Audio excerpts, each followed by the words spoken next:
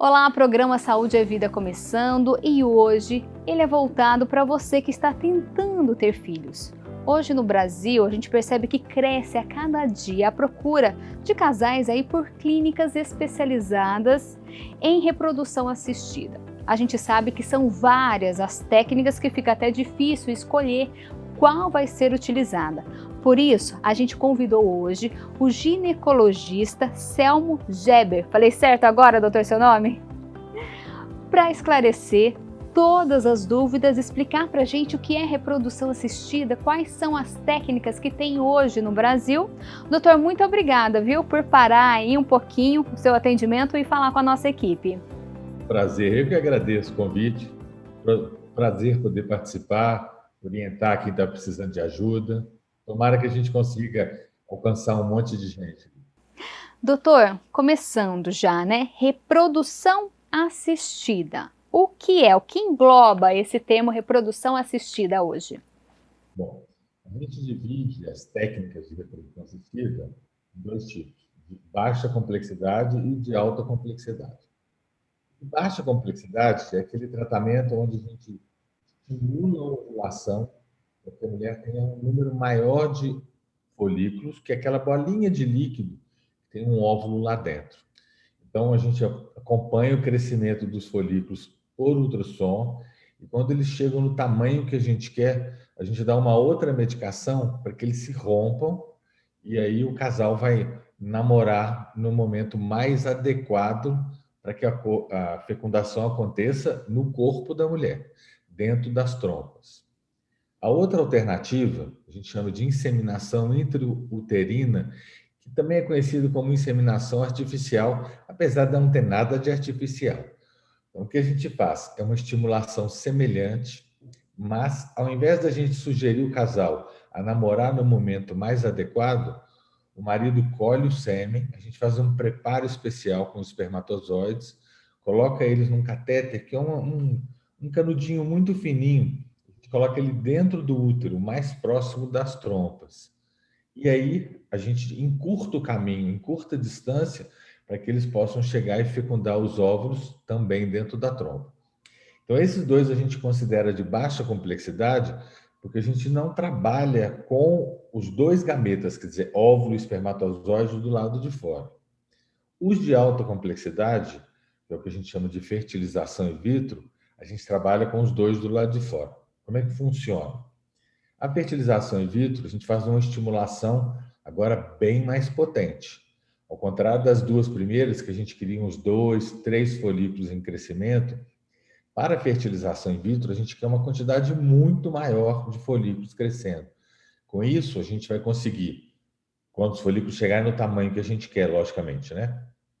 A gente vai conseguir aspirar esses óvulos, a gente faz uma sedação, então a paciente vai dormir, demora uns 10 minutos o procedimento, a gente vai com uma agulhinha, fura esses folículos, colhe os óvulos. Então, nesse tratamento, os óvulos estão do lado de fora.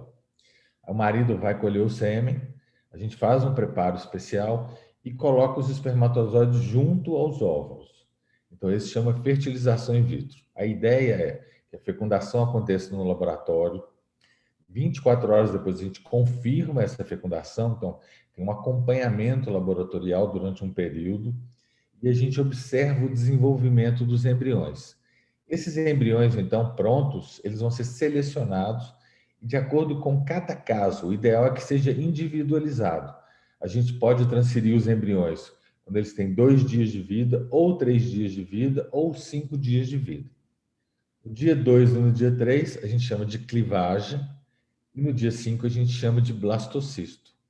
E a transferência dos embriões para dentro do útero é um procedimento super tranquilo, que parece um exame ginecológico, quer dizer, não tem dor nenhuma, não precisa fazer sedação. A partir da fertilização in vitro, que é o clássico, né, da reprodução assistida de alta complexidade, então a gente desenvolveu outras alternativas. Então, uma que é a mais usada hoje chama ICSI, que é exatamente a mesma coisa da fertilização in vitro, só que ao invés da gente colocar os espermatozoides em volta dos óvulos para que ele entre sozinho, a gente seleciona um óvulo, fura o óvulo e coloca os espermatozoides dentro do óvulo. Tudo isso observado com um microscópio, lembrando que um óvulo tem mais ou menos 60, 80 micrômetros, e o espermatozoide é muito menor. Então, a gente usa uma agulhinha que parece um fio de cabelo, coloca, olhando no microscópio, aspira o espermatozoide para essa agulhinha então vai furar o óvulo e a gente deixa o espermatozoide lá dentro. O resto segue igual, que é a confirmação da fertilização e depois o acompanhamento do desenvolvimento do embriãozinho. Diante de tantas técnicas, como escolher qual é apropriada para aquela mulher ou para aquele casal? Ótima pergunta. Na verdade, a gente não escolhe, né? É a indicação de cada casal é que vai definir. Então, como é a historinha desse casal? O casal deve procurar ajuda quando eles têm 1 ano de tentativa de gravidez sem uso de método contraceptivo nenhum. Isso até os 35 anos. A partir dos 35 anos, a gente já sugere que eles busquem ajuda a partir de 6 meses. Isso porque, como a mulher nasce com todos os ovos que ela vai usar durante a vida, ela não renova o estoque, com o passar dos anos, a quantidade de óvulos vai diminuir e a qualidade dos óvulos vai mudar. Então, isso vai ter um impacto na chance de gravidez. Então, até os 35 anos de idade, a chance da gravidez acontecer de 20% por mês. E a partir dos 35, essa chance vai diminuindo gradativamente, mais ou menos 10% a cada ano. Então, voltando, casal, até 35 anos, 1 ano, acima de 35 anos, 6 meses. Eles vão procurar ajuda. Então, vão sentar com o médico, com o profissional que eles escolherem, e aí eles vão dizer, olha, nós estamos tentando há 1 ano gravidez. Ajuda, né? Nos ajude. Então, o que a gente faz, o nosso trabalho, é aumentar a probabilidade. A gente tinha uma probabilidade que deveria estar aqui, ela diminuiu, e a gente vai trazer para cima, ou algumas vezes até aumentar. Então, o primeiro passo que a gente faz, depois de escutar a história do casal, é pedir uma série de exames. E, de acordo com os resultados dos exames, aí a gente vai selecionar a melhor forma de ajudar. Um exemplo, se for um fator masculino, né, a paciente, ela vamos imaginar um 33, 34 anos a mulher. Todos os exames dela estão normais. E o espermograma dele veio alterado. Então, de acordo com o tipo de alteração, a gente precisa aproximar mais o espermatozoide do óvulo. Aí a gente vai selecionar ou a inseminação, se a alteração for leve, ou a fertilização, se for uma alteração moderada, ou o ICSI, que é esse de furar o óvulo, se for uma alteração mais grave. E doutor, também existe casal que simplesmente quer agilizar o processo da gravidez e já vai e procura uma técnica dessa? Mas aí não tem indicação de tratamento, né? É igual qualquer outro tratamento médico. Você não vai no médico e fala assim, doutor, eu queria operar do meu apêndice. Se ele não tiver um quadro de apendicite, tiver uma necessidade de submeter um procedimento médico, não tem indicação. A gente não deve fazer isso, né? De vez em quando a gente escuta, vamos acelerar, eu quero fazer esse tratamento, mas o ideal, a gente recusa, o ideal, o correto é que todo mundo recuse também, é um tratamento médico, né? E normalmente medicamentos são utilizados? Como que funciona, doutor? Bom, essa estimulação ovariana que eu falei, seja por alta complexidade ou por baixa complexidade, são hormônios que a gente usa, basicamente é o mesmo hormônio que o organismo da mulher produz, na verdade é a hipófise, que é uma glândula que fica dentro da nossa cabeça, que se chama hormônio folículo estimulante. A mulher produz esse hormônio, né, a cada mês, que é suficiente para fazer com que um folículo cresça. Como a gente quer uma quantidade grande, vamos falar de fertilização in vitro. Como a gente quer uma quantidade muito grande de óvulos, então a gente quer uma quantidade grande de folículos também. Então a gente dá uma dose mais alta do FSH e acompanha por ultrassom o crescimento dos folículos. Então a gente consegue ver quantos crescem e o tamanho que eles vão alcançar. E aí a gente vai tatear, a dose tem que ser individualizada. Cada paciente, e em cada ciclo, ela tem uma resposta diferente. Quando os folículos chegam num tamanho intermediário de crescimento, aí a gente vai dar uma segunda medicação que é para impedir que ela ovule. Então, lembrando que nos de baixa complexidade, a gente quer que ela ovule para a trompa pegar o óvulo e a fecundação acontecer dentro da trompa. No caso da alta complexidade, fertilização in vitro ou ICSI, a gente quer tirar os óvulos. Então, se ela ovular, a gente não vai achar os óvulos. Se eles romperem, vão cair dentro da pelve da paciente, a gente não vai achar nunca. Então, por isso, a gente tem que associar essa segunda, é uma injeção também, essa segunda injeção para impedir a ovulação. Quando a gente vai com uma agulha para aspirar o folículo, o óvulo está ali. Existe também uma terceira medicação que é dada algumas horas antes de colher, que a gente colhe os óvulos. Ela tem, geralmente dá 36 horas antes, que essa injeção é que vai amadurecer os óvulos para que a hora que a gente for colhê-los, eles estejam maduros. Esse é um terceiro hormônio, que é um HCG. A gente simula, a gente mimetiza o pico que acontece desse hormônio durante um ciclo menstrual. Depois que a gente faz a transferência dos embriões, ou depois que a gente faz a coleta dos óvulos, a gente associa também uma progesterona.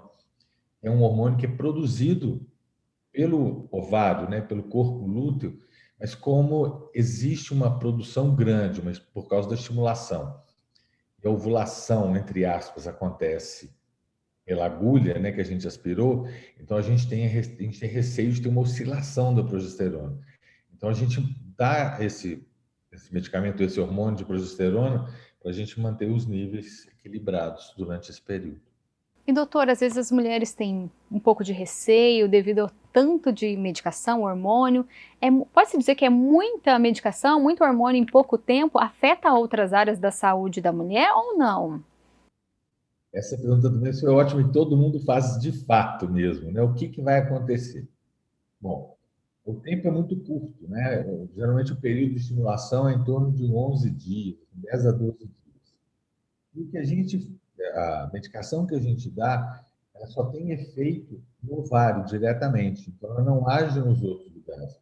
O grande medo, né? Ah, mas se eu usar o FSH, será que eu posso ter câncer? Não, a gente já sabe que não dá. A resposta dos ovários, né, que fazer os folículos crescerem, produz sim mais estrogênio do que num ciclo não estimulado. Então, lembre, cada folículo que cresce vai produzir um tanto de estrogênio. Se a gente tiver 15 folículos crescendo, ela vai ter 15 vezes mais hormônio. Então, existe um efeito colateral que, assim, logicamente, assim, existem efeitos leves, né? Porque o ovário vai crescer, então passa do tamanho de uma amêndoa para o tamanho de uma laranja, então a paciente vai sentir um peso, as mamas podem inchar por causa desse hormônio. Mas existe um efeito colateral que hoje ele está muito controlado, mas só para eu te explicar, né, que ele existe, então os médicos têm que tomar conta disso. Mulheres que têm uma resposta muito intensa, vamos dizer, 25 folículos, elas produzem uma quantidade muito alta desse hormônio estrogênio.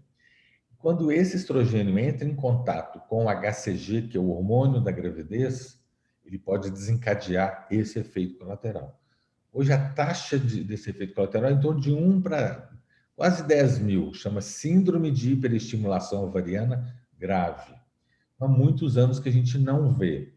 Por quê? Como a gente sabe que essa associação de estrogênios muito elevados com HCG que vai desencadear esse processo, o que a gente faz? A gente, então, não transfere os embriões nesse ciclo, ela não vai ficar grávida, com isso ela não vai ter o hormônio, com isso ela não desencadeia o efeito colateral.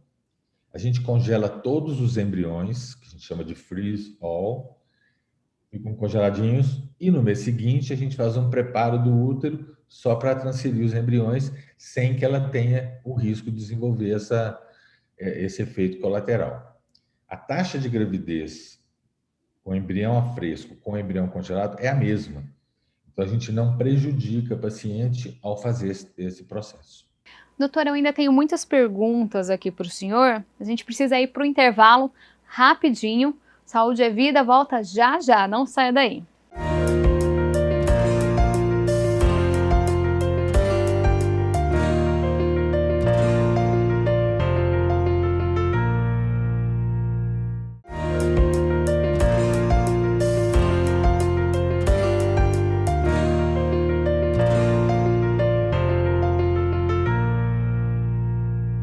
Saúde é Vida de volta e hoje a gente está falando sobre reprodução assistida.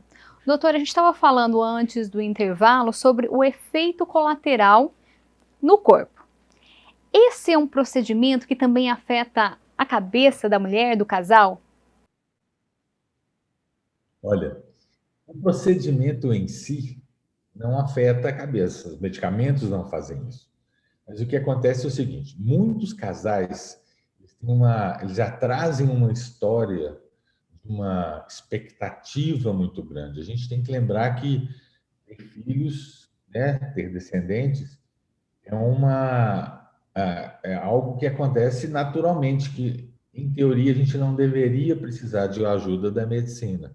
Só 15% da população, os casais em idade reprodutiva, precisam buscar ajuda médica. Então, é um casal que já vem com uma angústia prévia, e muitas vezes por longos períodos, e muitas vezes com frustrações de tratamentos prévios que não funcionaram. Então, a ansiedade do casal, ela é muito alta. Então, não é o tratamento em si que faz isso, mas é o que o casal, a carga emocional que o casal já traz. E aí, entrando também em taxa de gravidez, a gente falou de aumentar, mas eu não disse os números, né? Então, vamos imaginar um casal em que a mulher tem até 35 anos.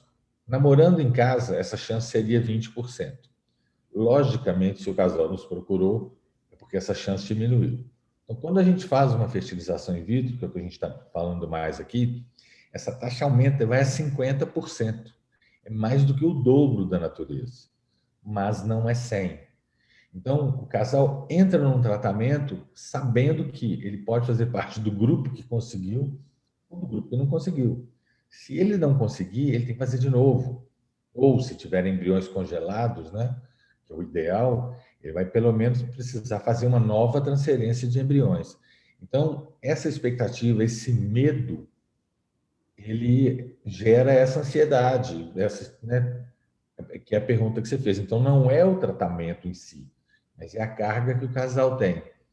Me lembrei de uma história aqui sobre essa questão da ansiedade. Se me permitir, eu vou te contar rapidinho, só para mostrar o que significa essa ansiedade.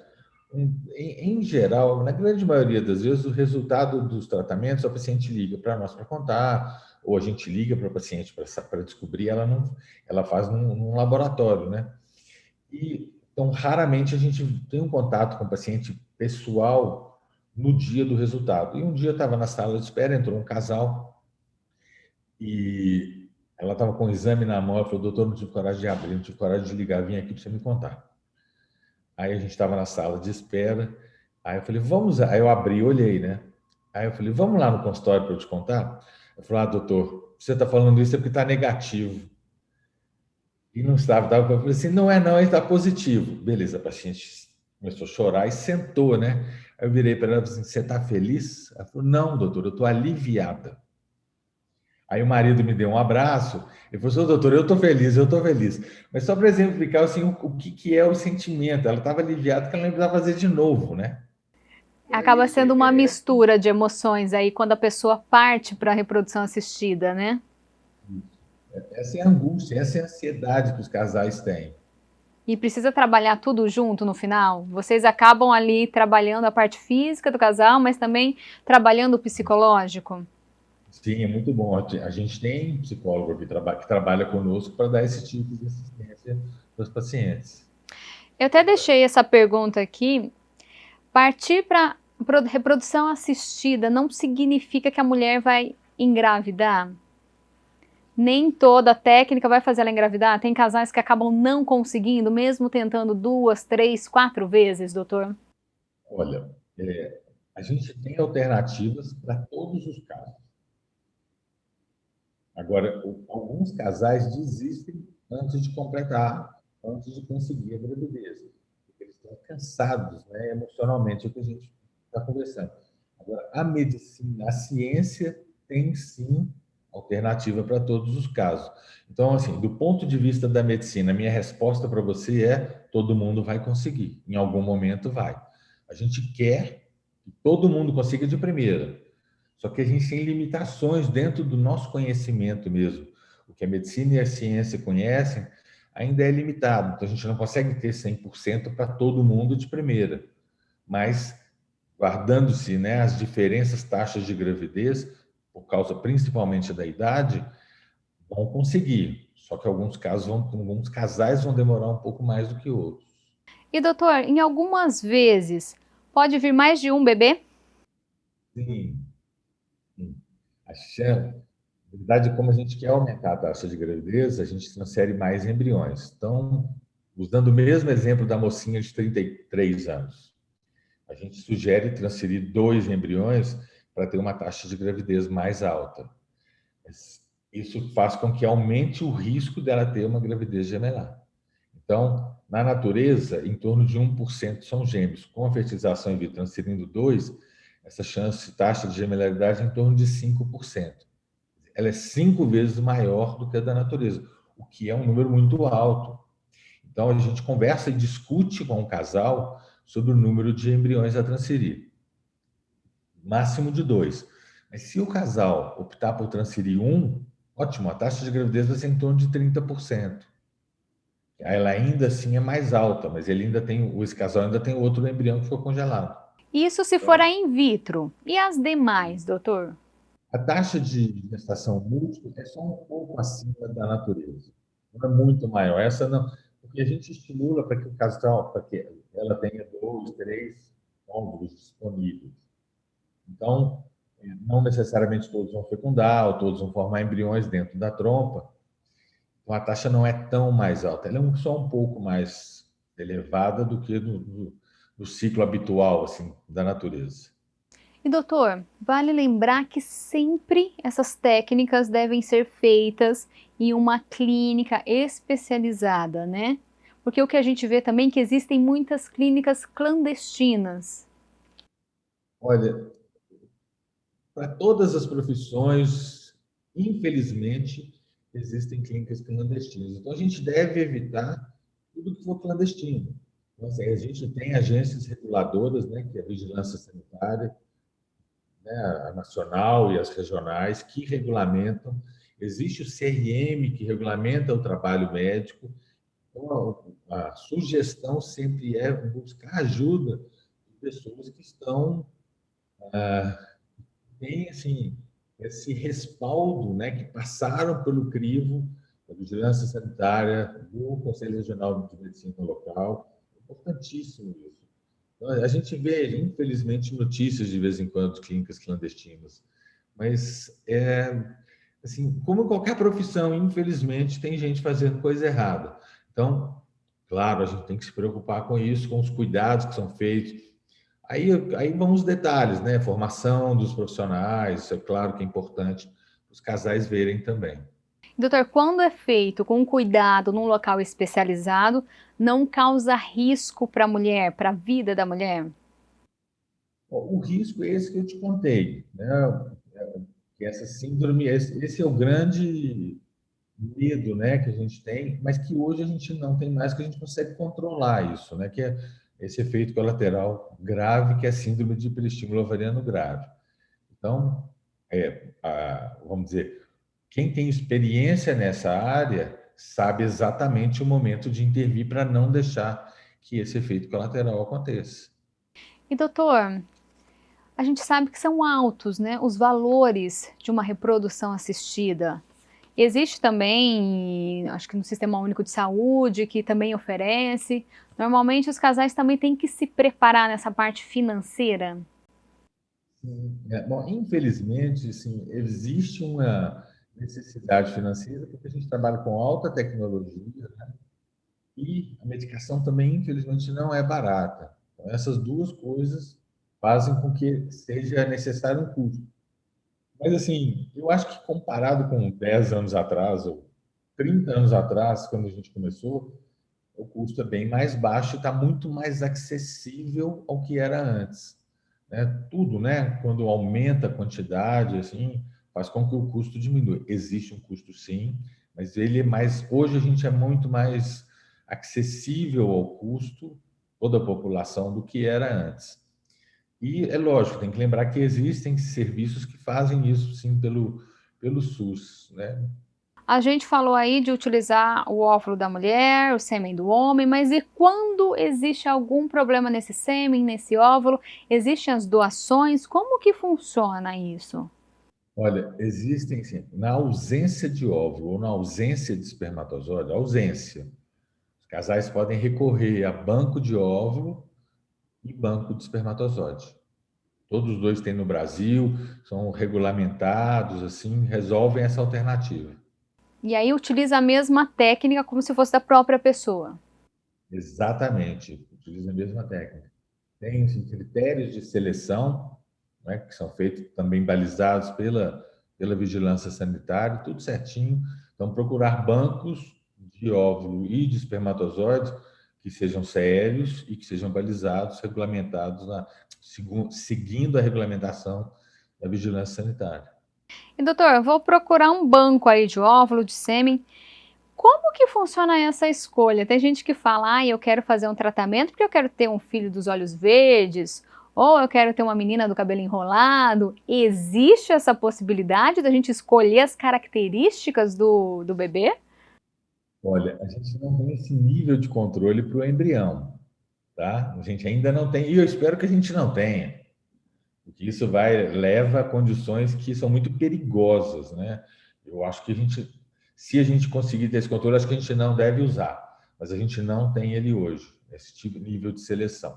Agora, para aqueles que buscam um banco de sêmen, por exemplo, um casal, quando eles forem no banco de sêmen para fazer a seleção, eles vão escolher o doador que tenha semelhança física com eles. Então existe essa possibilidade só de semelhança física, né? Esse nível de requinte. Tá? Mas os bancos têm os formulários que eles são preenchidos pelos casais e eles colocam, mas é por semelhança física. Doutor, como a gente já disse, né, várias são as técnicas, mas é sempre melhor procurar um médico e, como o senhor falou, relatar o histórico da mulher, do casal, né? Começa com uma consulta médica. O ideal, inclusive, é que procure o seu médico de confiança, o seu ginecologista de confiança. No caso do homem, se ele tiver um urologista de confiança, que o homem é mais raro ter isso, né? A mulher é mais doutrinado com relação a isso, faz isso melhor. O homem é mais largado com relação à saúde, infelizmente, né? Mas o acompanhamento da mulher é mais próximo do ginecologista. Então, nossa recomendação é procurar a ajuda do seu médico de confiança e ele vai te ajudar a te recomendar uma clínica. Tem outras formas de achar isso, né? O que eu brinco são os novos catálogos telefônicos, né? Que é a internet, Google, Instagram, né? Você tem que tomar cuidado porque qualquer um pode divulgar ali. Então tem que fazer uma análise direitinho do centro, ver se ele está totalmente regulamentado, se os profissionais que atendem ele são profissionais que são experientes, mas muito importante é escutar o seu médico de confiança. Esse é o primeiro caminho, é ele que vai te falar, procura essa clínica, porque eu já trabalho com eles há um tempo, já vi os resultados, são pessoas sérias. Eu acho que esse é o melhor caminho do que os catálogos, né? E doutor, o senhor que tem vasta experiência aí com casais que procuram, né, uma clínica para tentar ter filho, para a gente, antes de encerrar aqui, qual que é a orientação, qual que é o conselho que o senhor dá diante de tanta procura por clínica especializada hoje? Olha, o meu conselho é mantenha a persistência que você vai conseguir. Porque a gente vê isso, você vai conseguir. Então, o que eu falo para os casais é, algumas vezes, infelizmente, não vem na primeira ou no momento que a gente quer, mas a gravidez vem. Então, eu só tenho palavras de otimismo, assim. Vai procurar porque você vai conseguir. Tenha uma boa empatia com o médico que você procurou, né? Isso é muito importante, porque é um tratamento que exige confiança. Então, a seleção prévia e mesmo durante a consulta, essa troca é importante. Tem que ter confiança, porque demanda isso, né? Porque como a gente não tem 100%, apesar de sermos todos muito otimistas, né? A gente não tem 100%, você tem que confiar no que o profissional está fazendo, na clínica que você escolheu está fazendo. Doutor, eu vou ter que te perguntar, você já pegou alguma história aí, algum casal tentou, tentou, tentou e de repente veio tão sonhado positivo? Como foi dar essa notícia para eles? É muito legal, é muito legal. Tinha um caso assim, que eu me lembro, assim, era até uma pessoa conhecida, que ela tentou várias vezes, muitas vezes, assim, e assim, o desfecho final não foi exatamente como a gente queria, né? Acabou com uma complicação, você vai entender o que eu vou te dizer. E aí ela tentou várias vezes e aí ela ficou grávida de trigêmeos. Olha só, não era o que a gente queria, hein? Isso é uma complicação do tratamento. E passou um tempo, a cunhada dela nos procurou, também com história de longas procuras, foi incentivada por essa cunhada que veio aqui e ficou grávida. E aí ela ficou grávida de gêmeos, então as duas grávidas. E um dia as sogras, né? Elas eram concunhadas. A sogra comum veio aqui. Ô, doutor, uma senhorinha pequenininha me abraçou. Falou, doutor, eu não tinha neto nenhum por esses anos, agora vai chegar 5 de uma só vez. Então, essa história é muito bonitinha. E nasceram bem, assim, foram tranquilos, são crianças grandes. Mas, assim, claro, isso não é um incentivo à gestação múltipla, pelo amor de Deus. Só que é uma história legal, que você me pediu, né? Um desfecho legal é essa daí. Provando que dá certo, né? Só insistir ali e continuar tentando, né? Sem desanimar. Doutor, obrigada, viu? Por falar aqui com a gente, esclarecer todas as dúvidas. Com certeza foi muito útil para quem está tentando ter filho. Maravilha. Deixo minhas palavras de otimismo. Foi um prazer participar. Muito obrigado. Com esse otimismo do doutor que a gente encerra o programa Saúde é Vida. Você de casa se cuida e se tiver alguma história aí de que tentou engravidar, fez a reprodução assistida, conseguiu, manda pra gente que aqui a gente conta. Muito obrigada pela companhia e audiência. A gente se vê no próximo Saúde é Vida. Tchau!